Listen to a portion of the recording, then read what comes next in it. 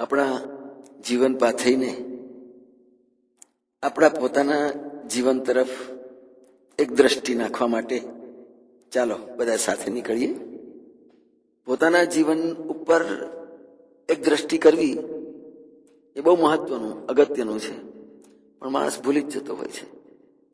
લોકોની ઉપર દ્રષ્ટિ જતી હોય છે, પણ પોતાની ઉપર દ્રષ્ટિ નથી જતી હોતી. જ્યારે માણસ સમજે છે કે હું કેવો છું, ત્યારે એને પોતાની જાતનો અનુભવ થાય તો આપણી જે શાંતિ છે એનાથી દૂર લઈ જનાર મહત્વનું પરિબળ જો કંઈ પણ હોય માણસના જીવનમાં તો ક્રોધ. જ્યારે માણસમાં ક્રોધનો હુમલો થાય છે ત્યારે પોતે પોતાનો નથી રહેતો. ક્રોધ આગંતુક છે, આપણે વ્યક્તિગત જે છે તે છે, પણ ક્રોધ આપણામાં પ્રવેશે ત્યારે આપણી જાતને ભાન ભૂલી જઈએ છીએ.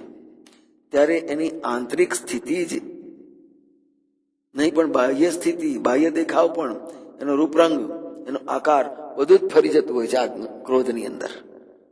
લાલ ઘૂમ આંખો, તંગ ચહેરો, ધમણની જેમ ચાલતો શ્વાસ, મુખમાંથી નીકળતી બંદૂકની ગોળી જેવા શબ્દો અને શરીરની તીવ્ર હલનચલન, આ છે ક્રોધથી સર્જાતી બાહ્ય સ્થિતિ. તો પછી મનની સ્થિતિ કેવી હશે? વિચારોનો અસંબદ્ધ વેગ, ઉગ્રતા, વિવેકહીનતા, સદભાવનાનો લોભ, આ છે ક્રોધથી સર્જાતી માનસિક સ્થિતિ. આ સ્થિતિમાં શાંતિ તો ક્યાં અદૃશ્ય થઈ જાય, જાણે જીવનમાં ક્યારેય શાંતિ હતી જ નહીં.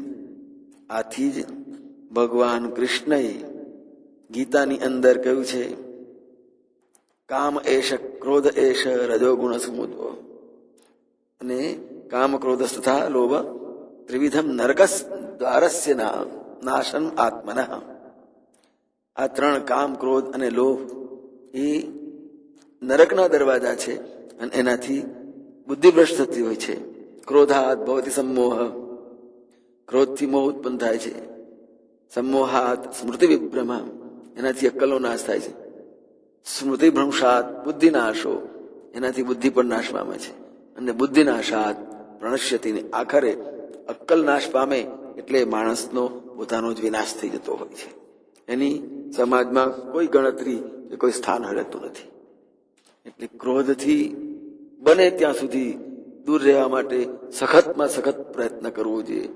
પુરુષાર્થ કરીને પણ ક્રોધથી દૂર રહેવું જોઈએ. જય મહારાજ.